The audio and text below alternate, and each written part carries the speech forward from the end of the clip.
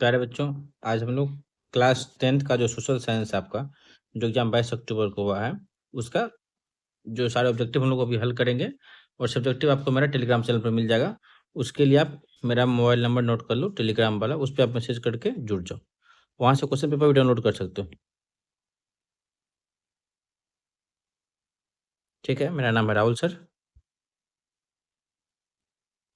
आप लोग जानते ही होंगे, ठीक है? चलिए, तो ये टेलीग्राम का लिंक चैनल का नंबर है, आप इस पे जुड़ जाइए। मैं क्वेश्चन वगैरह डाल दूँगा और डिटेल्स में भी इसका जो होता है बता दूँगा सारे। अभी हम लोग डिस्कस करते हैं इसका सोशल साइंस का, ठीक है? तो डायरेक्ट चलिए पॉइंट पे दें। पहला क्वेश्चन क्या है आपका? बंगाल विभाजन किसने वापस लिया था? देखो मेरे बच्चा, बंगाल विभाजन जो है ना 1905 में लागू हुआ था, फर्स्ट बार लॉर्ड कर्जन के टाइम में, ठीक है ना? इसका घोषणा 19 जुलाई को हुआ था, 19 जुलाई 1905 को, लेकिन इफेक्टिव लागू हुआ था 16 अक्टूबर 1905 को, 16 अक्टूबर 1905 को। बाद में आगे चल के दिल्ली दरबार में 1911 में लॉर्ड हार्डिंग के टाइम में इसको वापस ले लिया गया, ठीक है? भारत में नई आर्थिक नीति कब लागू हुआ था? 1991 में। हम लोग बोलते हैं ना एलपीजी, लिबरेशन, ग्लोबलाइजेशन और प्राइवेटाइजेशन। क्या था? एलपीजी स्कीम क्या था? एलपीजी स्कीम, लिबरेशन, ग्लोबलाइजेशन और प्राइवेटाइजेशन। पहला विश्व बाजार के रूप में कौन सा शहर आया था? तो याद करने की चीज याद करना, अलेक्जेंड्रिया शहर है ये। देखिए, प्राचीन काल में किस स्थल मार्ग से एशिया और यूरोप का व्यापार होता था? ये रेशम मार्ग होता था, ये बहुत विशाल था। ये रेशम मार्ग जो आपका है, ये चीन का सियान प्रांत से लेके भूमध्य सागर तक फैला हुआ था। रेशम मार्ग का कहाँ से आरंभ होता था? चीन से, जस्ट बताया आपको हम। देखो, उत्तर मध्य चीन के सियान प्रांत से लेके भूमध्य सागर तक फैला हुआ था ये। 6 नंबर में आइए, विश्वव्यापी संगठन आर्थिक संगठन सॉरी विश्वव्यापी आर्थिक संकट किस वर्ष आरंभ हुआ था? देखिए, 1929 में। हालांकि बाद में 2008 में भी आके आप देखे होंगे लेमन क्राइसिस हुआ था, 8 में हुआ था, लेकिन ये 1929 में है ऑप्शन के हिसाब से आपको। अमेरिका का पता किसने लगाया था? ये पता लगाया था कोलंबस ने, 12 अक्टूबर 1492 को, ठीक है? मैगलेन जो है, आप चार ऑप्शन को जान लीजिए। हम लोग जब पढ़ेंगे तो हम कोशिश करते हैं आपको जो क्वेश्चन में लगता है ऐसा मुझे ऑप्शन बताना चाहिए, तो मैं आपको चार ऑप्शन बताऊंगा आपको, या 2 ऑप्शन बताऊंगा उसका डिटेल्स में, ताकि आपको आगे एग्जाम में भी काम आए, 10th का फाइनल एग्जाम में भी काम आए। मैगलेन मतलब, मैगलेन जो व्यक्ति थे, ये पृथ्वी का चक्कर सबसे पहले काटने वाले प्रथम व्यक्ति थे। वास्को डे आप जानते हैं ये भारत की खोज की थे, लेकिन याद रखना 20 में खोज की थी। और ये जो साहब है 12 अक्टूबर 1492 को, ठीक है? और 98 6 साल बाद। और हेनरी जो है ये उत्तरी अमेरिका का पता लगाए थे। चलिए, बिहार के जूट उत्पादन में ऐसे क्या हो रहा है? वृद्धि ऑब्वियस सी बात है, बिहार में आप देखो कि सारा इंडस्ट्री से भी डिक्लाइन ही कर रहा है, ठीक है? उस हिसाब से गिरावट हो रहा है इसमें। हालांकि बिहार बहुत चीज़ में आगे भी है, शिक्षा में काफ़ी आगे बढ़ रही है बिहार धीरे से।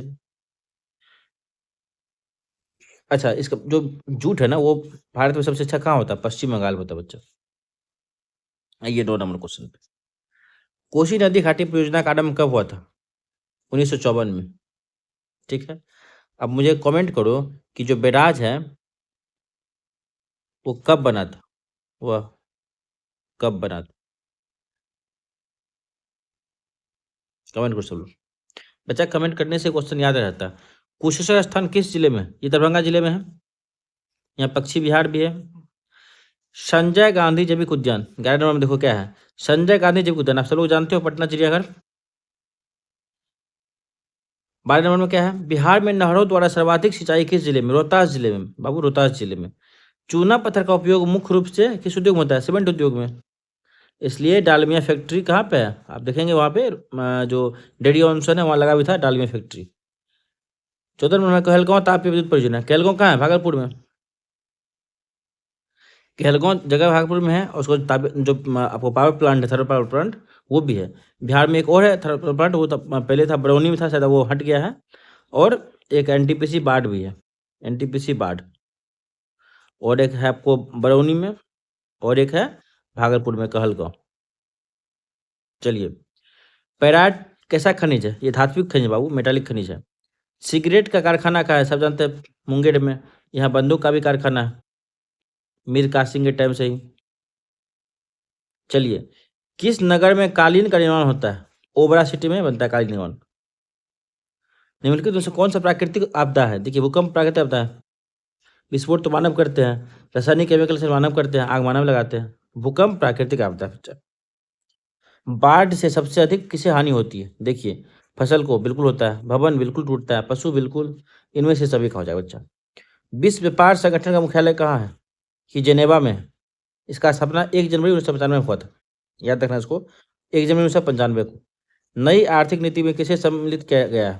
Which was included in the new economic policy? देखिए, उदारीकरण, वैश्वीकरण, निजीकरण। जैसे आपको पता था ना एलपीजी, एलपीजी पता थे ना आपको? एलपी लिबरेशन, पी प्राइवेटाइजेशन और जी मतलब ग्लोबलाइजेशन, इनमें से सभी। इसका ट्रिक क्या याद रखना है आपको? जहाँ भी आप देखें कि नई इकोनॉमिक पॉलिसी हो, एनईपी हो, वहाँ याद रखना एलपीजी। निम्नलिखित में से कौन बहुराष्ट्रीय कंपनी है? मतलब मल्टीनेशनल कंपनी, एक से अधिक देशों में पाए जाते हैं। जैसे फोर्ड मोटर्स बिल्कुल बहुत सारे देश में पाए जाते हैं। कोका कोला आप जानते हो ऐसी कंपनी है। सैमसंग जानते हो आप, साउथ कोरिया कंपनी है। फोर्ड्स आपका फोर्ड मोटर पहले ब्रिटेन का था, बाद में इसका कुछ पार्ट्स को टाटा टेक ओवर कर लिया, यानी इनमें से सभी। चलिए, वैश्वीकरण के मुख्य अंग है। देखिए यहाँ भी दिया ग्लोबलाइजेशन, मतलब इस पर काफी फोकस कर रही है क्वेश्चन। तो इसका मेनली 5 अंग है, हालांकि इसका बहुत सारा कंपोनेंट्स है, जैसे economic, political, cultural, ecological, technological, movement of people, movement of goods and services. लेकिन जो मेन माना वो 5 हैं: international trade, FDI foreign direct investment, capital market flows, migration और डिफ्यूजन। आप लोग को हम जब मोस्ट वीवीआई क्वेश्चन सीरीज चलाएंगे, मोस्ट वीवीआई सीरीज 10th के एग्जाम के लिए, तो उसमें आपको इसका हम अच्छे से डील कर देंगे। वैश्वीकरण को क्या कहा जाता है? देखिए, वैश्विक मतलब क्या? ग्लोबलाइजेशन मतलब पूरे वर्ल्ड एक परिवार है, पूरा विश्व एक परिवार है, ठीक है। तो अंतर्राष्ट्रीयकरण, उदारीकरण, निजीकरण, देखिए होता है, इसलिए आप इसमें सब हो सकता है, इनमें से कोई नहीं दिया हुआ। मल्टीपल आंसर होता है तो टिक मार देते इस पे। भारत में किस प्रकार की दलीय व्यवस्था है? बहुदलीय व्यवस्था है। चीन वगैरह में एक दलीय व्यवस्था बाबू। सूचना का अधिकार आंदोलन की शुरुआत कहाँ से हुई थी? राजस्थान से हुई थी। कब हुई थी? 21 जून 2005 को। निम्नलिखित में से कौन से देश में एक दलीय शासन है? चीन में, जस्ट बताया आपको मैंने। निम्नलिखित में से किसे लोकतंत्र का प्राण कहा जाता है? किसे कहा जाता है बाबू? राजनीतिक दल को। हालांकि वैसे उसको भी कहा जाता है, संविधान को भी, लेकिन मेन रूप से पॉलिटिकल पार्टी को बोला जाता है।